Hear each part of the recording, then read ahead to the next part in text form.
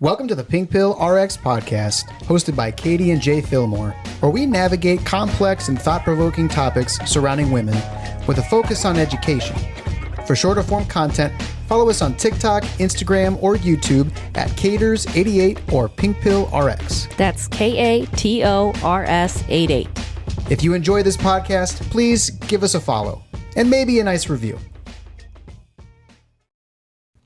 We're back again with some more haunted history.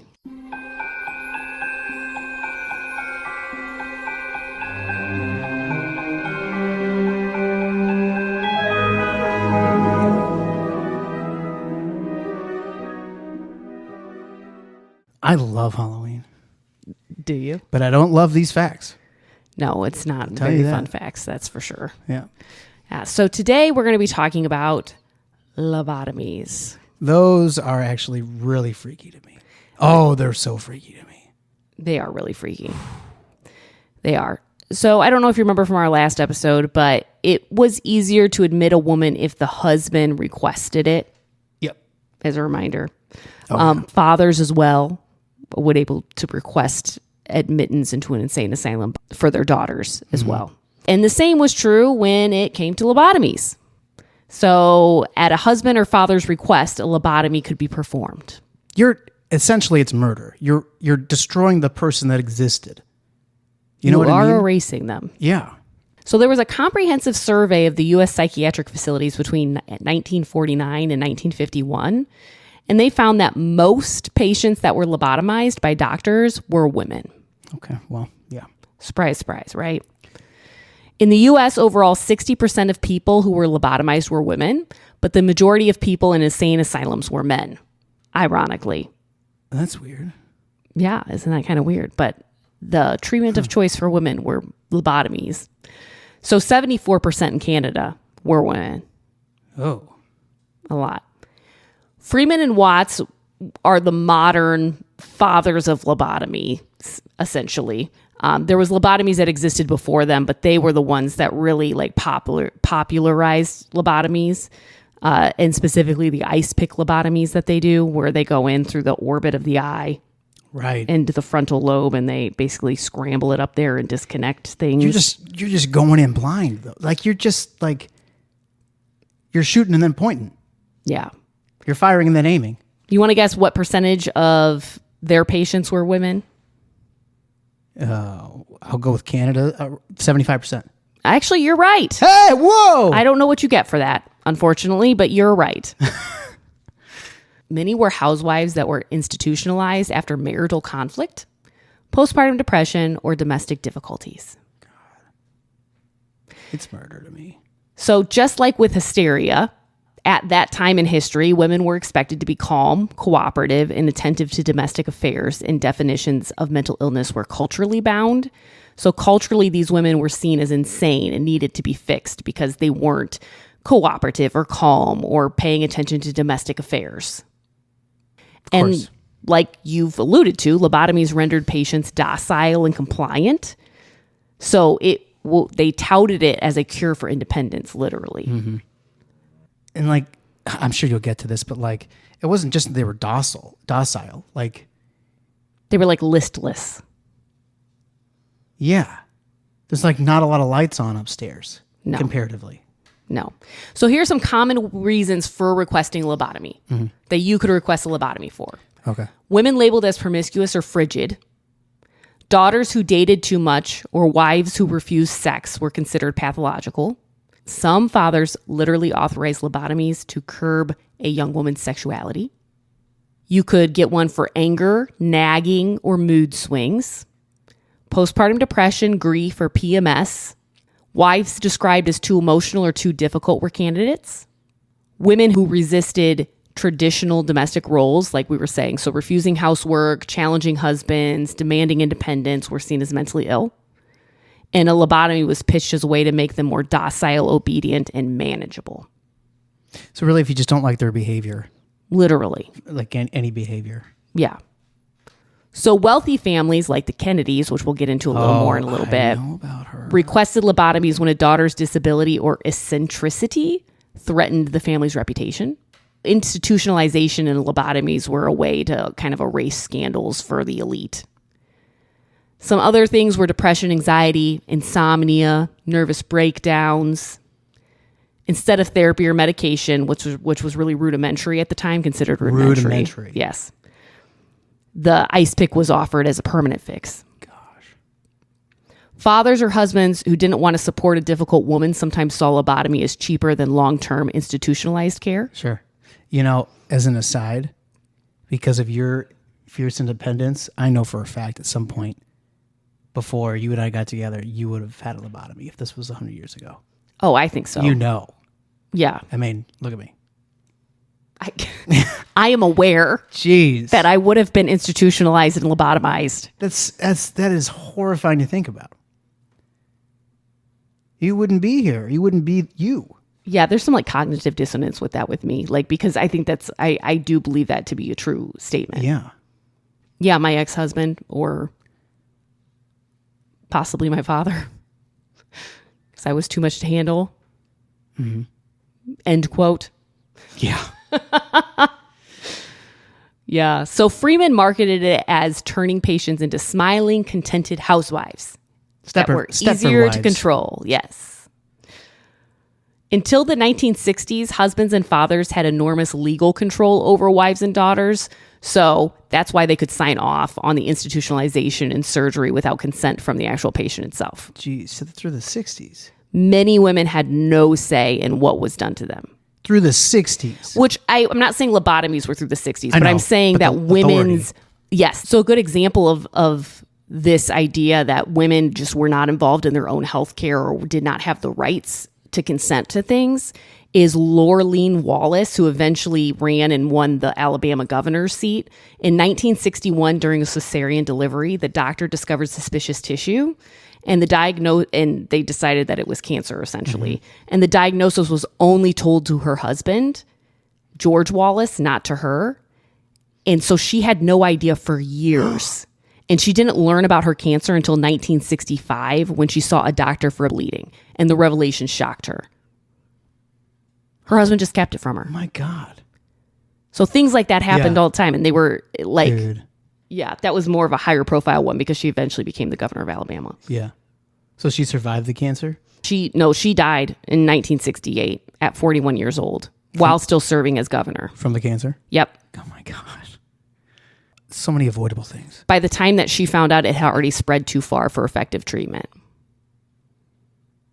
And her case is often cited as an example of medical paternalism. That's what it's called, in spousal control.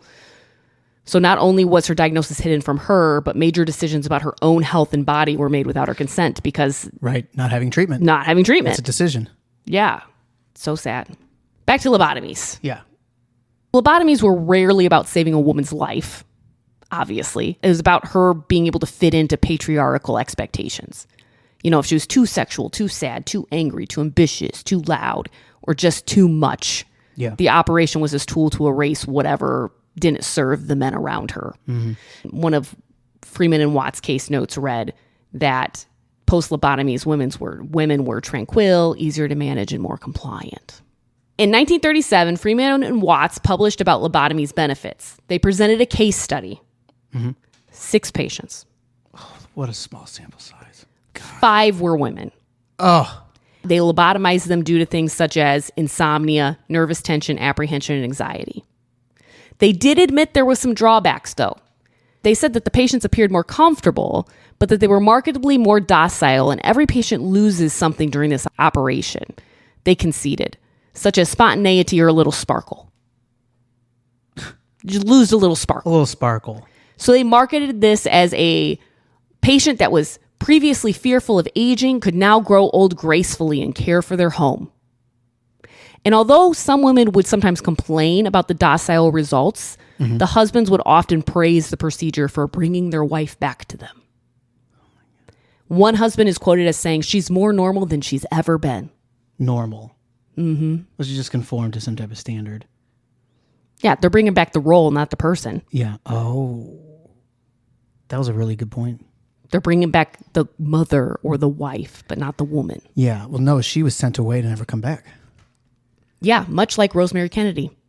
Yeah, Rosemary. So she was born in 1918. She was the third child of Joseph P. Kennedy Sr. and Rose Kennedy. And as a child, she struggled with developmental delays, mood swings, and seizures. By adolescence, her disabilities became more visible, and Rosemary's difficulties were seen as a liability. So at the age of 23, her father, Joseph, secretly authorized a prefrontal lobotomy. Dr. Freeman himself, who was the U.S. lobotomy pioneer, and Dr. James Watts performed the surgery. And the patients were awake and asked to recite prayers or sing songs so the doctors could gauge when she became incoherent.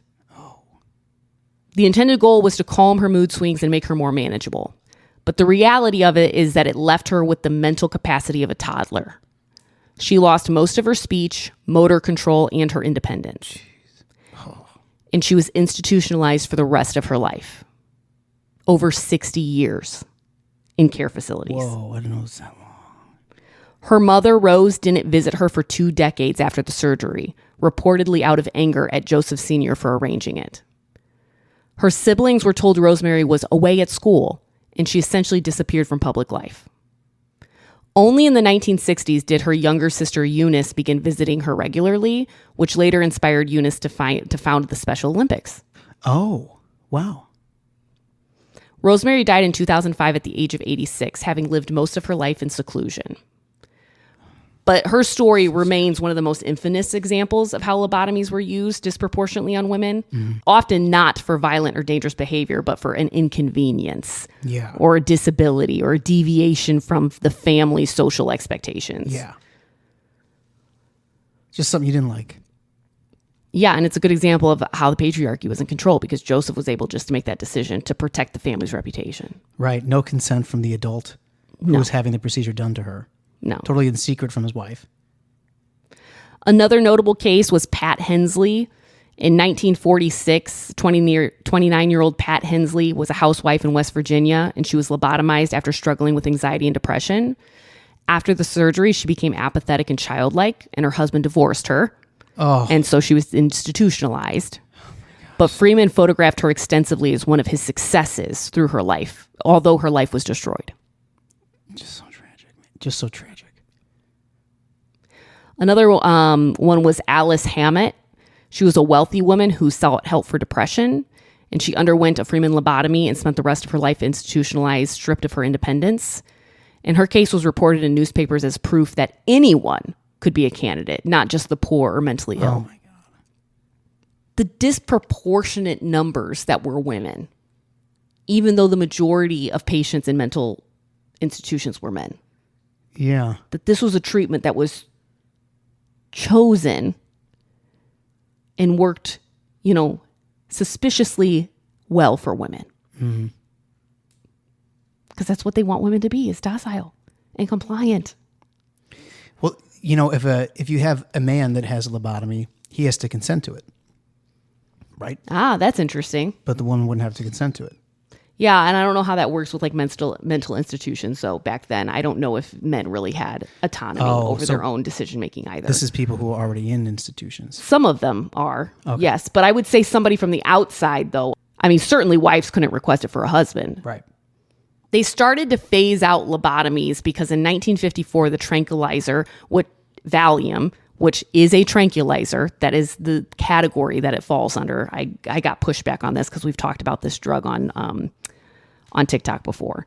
But Valium does fall under the category of tranquilizer, even though that sounds like a heavy hitter. It was marketed for socially dysfunctional women that were excessively ambitious, the visually unkempt, and the unmarried and menopausal misfits. It was the best-selling drug in the world, as well as one that was overwhelmingly prescribed to women.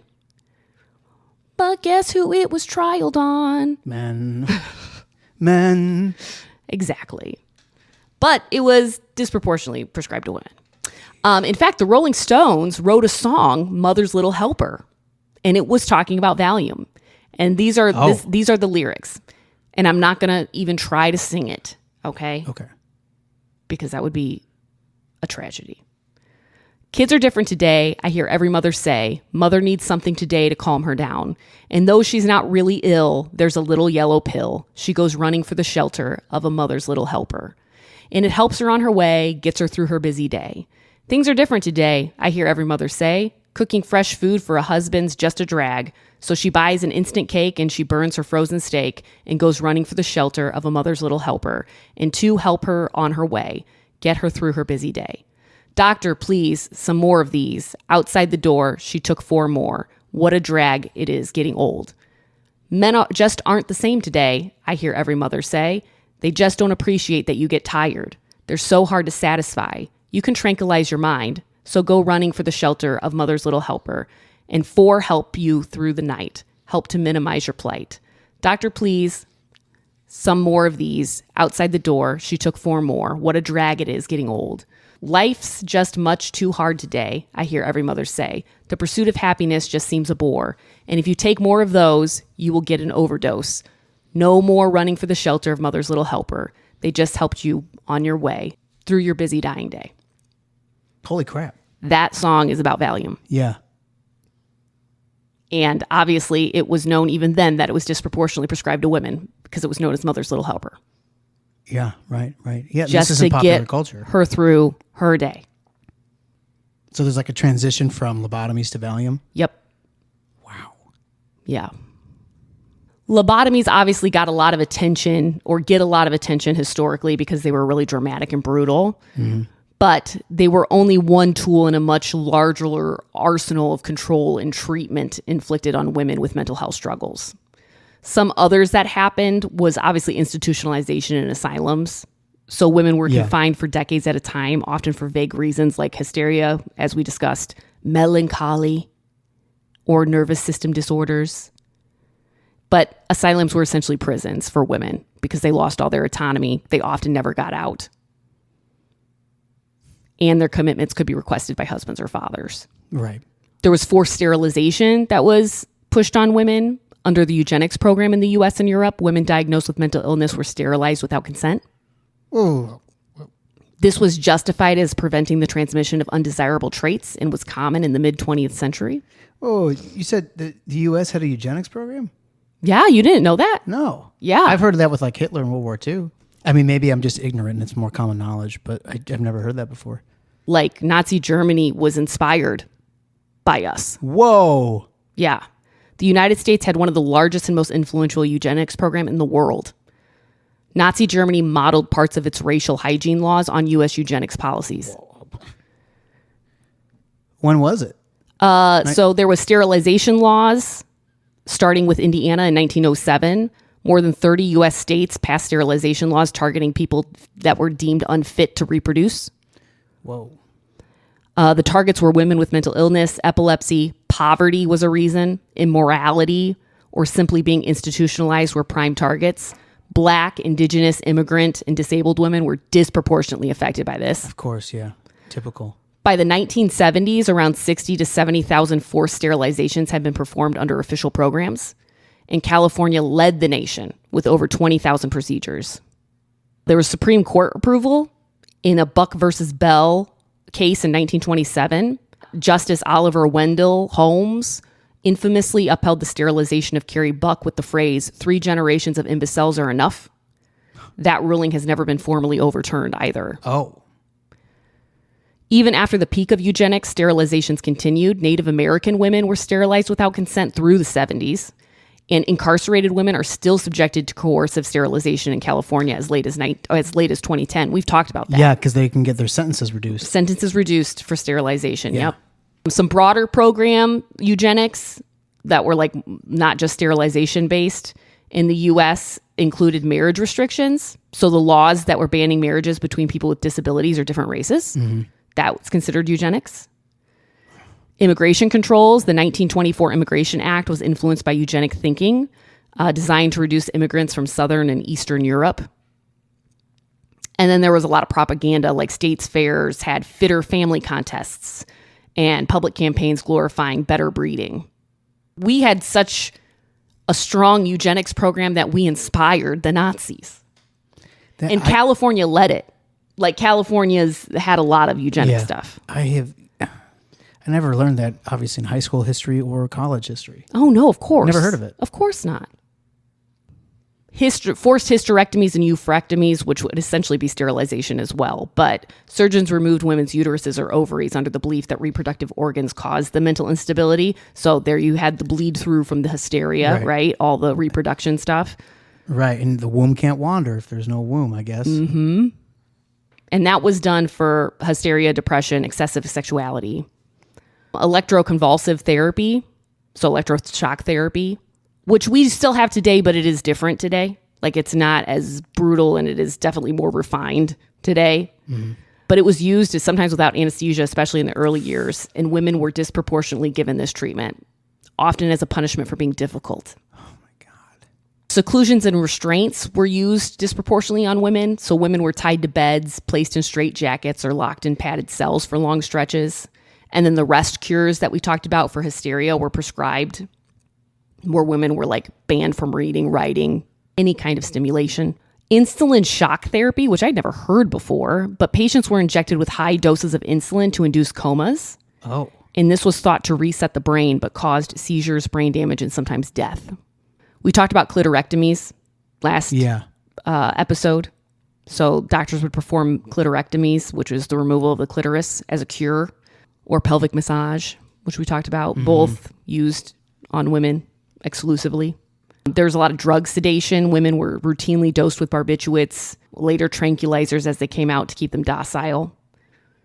Many became chemically dependent because doctors treated social or marital problems as psychiatric ones, so they became dependent upon this stuff to remain docile. And there's social consequences to all this, not just like social standing consequences or like people's opinions of me, but like women labeled insane. I mean, they could lose custody of their children, their property, right? Their credibility. Yeah. Once marked as mentally ill, almost any deviation from expected gender roles reinforced that diagnosis.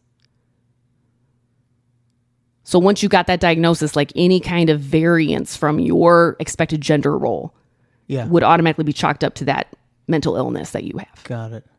Now, as far as today, how does it bleed into today? I mean, we do see a lot of over-medication with sedatives and antipsychotics, specifically in women, because they're more likely to be prescribed the tranquilizers, SSRIs, or mood stabilizers for distress, which could be situational or social, not necessarily pathological. Yeah. And by the way, I am not dogging. I think that there are real chemical imbalances in the brain that need medication. And I am on medication for said chemical imbalances in the brain. So I am not anti that, but it does seem like women are prescribed these way more than men.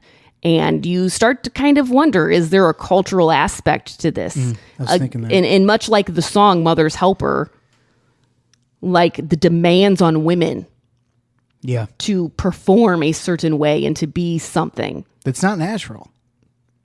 Yeah, I mean, a lot of people would argue that, the opposing. I know, and that's fine. And maybe for some women it feels natural, but I think there's plenty where it doesn't. Like, every individual is different. Yeah. But you have the same societal expectation kind of for everybody, whether it feels natural or not.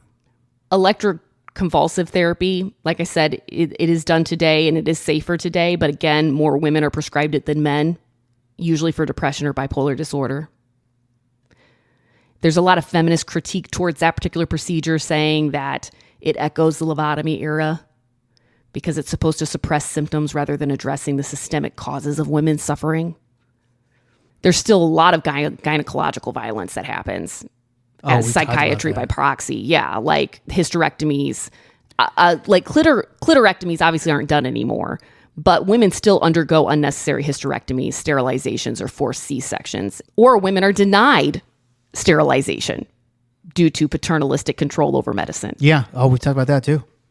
There's a lot of diagnostic silencing that happens, like with chronic conditions like fibromyalgia, endometriosis, autoimmune disorders, all affect disproportionately women and often are dismissed as psychosomatic and not like quote unquote real.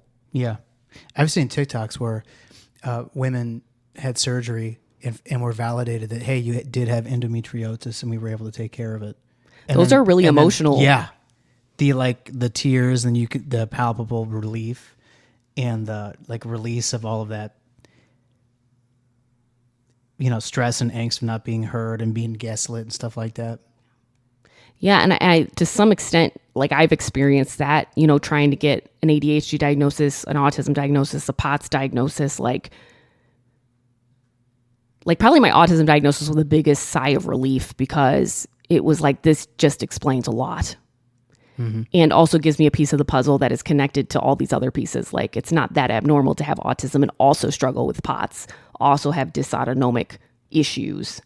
The hypermobility. The hypermobility, yes. There's a lot of things there.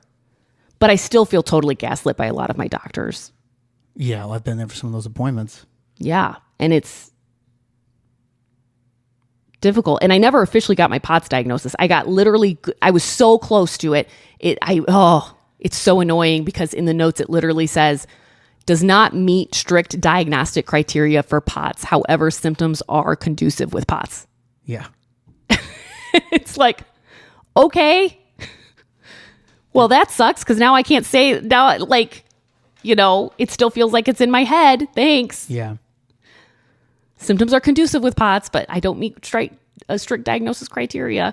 I think mine was 2 beats off. I think your heart rate had to rise a certain amount, and I was 2 beats below that. Got it.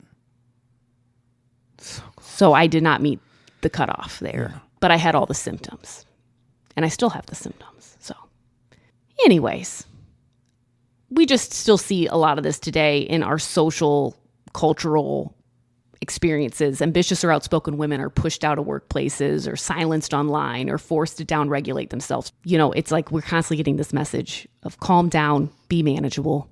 In 2017, there was a study conducted by Northwestern University Pritzker School of Law, and researchers found that female Supreme Court justices, this is talking about silencing. I'm just talking about like how ambitious women are silenced. Supreme Court justices were interrupted roughly 3 times as often as their male counterpart. So, for instance, in 1990, when O'Connor was the only woman on the 9-member court, 35.7% of all interruptions occurred when she was speaking. In 2002, 45.3% of the interruptions were directed at the 2 female justices. In 2015, 65.9% of all interruptions were directed at the 3 female justices. What's interesting about this is they're not talking about necessarily other justices interrupting these justices. They're talking about the lawyers themselves interrupting these justices. That's unfathomable. You're interrupting a judge, let alone a Supreme Court judge. So this happens even at one of our highest levels of government. This silencing of shush. Yeah. Calm her down, make her manageable. They used to do the mouth bridle. Have you heard of that before? No. Women who were over talkative or too ambitious, they would literally put this like metal contraption on their mouth to make them not be able to talk. Oh my God. And they would have to walk around with it. Oh my God. It was called a mouth bridle. No, I've never heard of that. Yeah. Talk about dehumanization. Do you know a lot of women in politics have to take voice coaching because society finds women's voices so abrasive? No. So they have to go to vocal coaches to not be so quote unquote shrill with their voice. Like the tone of voice? Yes. So Hillary Clinton went to a voice coach. Oh man. So because she kept getting accused of shouting. All this extra work you have to do. All of it. And that's not even being concerned about the way that your image and how that's criticized, your hair, how that's criticized. Yeah. It's impossible for a woman to be seen for her policy because there's all this static around her presentation. Yeah. Yeah, the way she talks, the way that she looks, her wardrobe. Yeah, and she can't be too ambitious. No. Nope. She can't want it too bad. No. Yeah, that's a turnoff. Because that's not feminine. Man. Yeah, so Hillary Clinton decided to get professional voice training And this is from her memoir. After hearing repeatedly that some people didn't like my voice, I enlisted the help of a linguistic expert. He said I needed to focus on my deep breathing and try to keep something happy and peaceful in mind when I went on stage. That way, when the crowd got energized and started shouting, as crowds at rallies tend to do, I could resist doing the normal thing, which is to shout back. Men get to shout back to their heart's content, but not women. Okay, I told this expert, I'm game to try, but out of curiosity, could you give me an example of a woman in public life who has pulled this off successfully, who has met the energy of a crowd while keeping her voice soft and low? He could not. Oh. How many good policies and good leaders just never take office because of their gender? Yeah. You know who I love as a female politician? Who? Big Gretch, governor of Michigan. Is that what they call her? Big Gretch, yeah. Oh. She's awesome. I wonder why they call her Big Gretch. I don't remember. I wonder if that's a...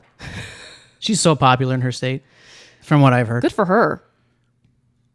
I wonder sometimes when it comes to women's voices and men finding them shrill or finding them, you're shouting or why are you being so loud or whatever, if that's like, why is my mother so mad at me? Or like I'm getting scolded.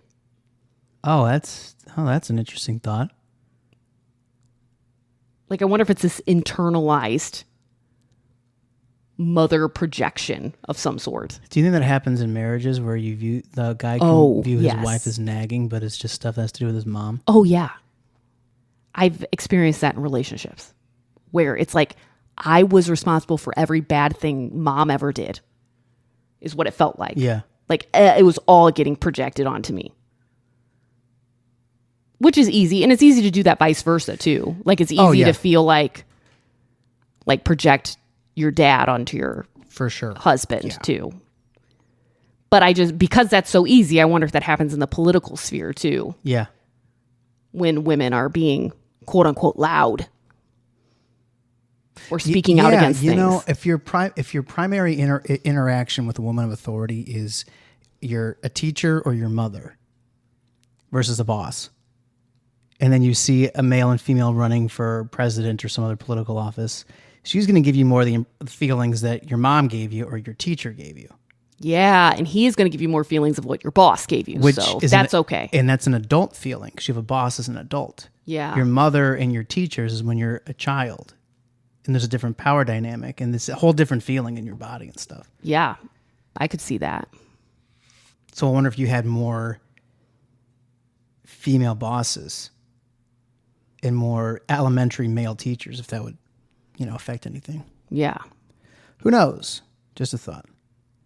A 2007 study on gender stereotyping of political candidates found that male audiences rank men's speech as more knowledgeable, trustworthy, and convincing than women's speech, even when they were saying exactly the same thing. That's quite a split test. It's in the exact same thing. Wow. Huh. There's some weird sociology and psychology going on. Yeah, and this is just kind of like what I said in our hysteria episode about stereotypes and cultural norms, and as those start to die out, how they still affect society up to like 300 years after. Yeah. That's 15 generations. Yeah. So we've got women that still, when trying to use their voices, are metaphorically bridled by being interrupted as a Supreme Court justice, by saying that we're too shrill or we're shouting or we're too loud or, oh, you're scolding me. Yeah. Wow. That's a good point. It's still, it's embedded in the culture, even though the concrete mechanism that used to be there is gone. Yeah. Well, we kind of got a little off course there, but you get the point. Yeah, you get the point that women, when not being viewed as traditional women, are punished. And for some of these women, it was a permanent punishment. Yeah. That they never got away from for the rest of their lives. Yeah. Horrific. Just the absolute lack of autonomy and choice. It is really tragic. Yeah. I hope for those of you listening, something was intriguing or sparked a curiosity, or you felt affirmed or challenged. Stay educated. Take the pink pill. If you enjoyed this podcast, please give us a follow and maybe a nice review.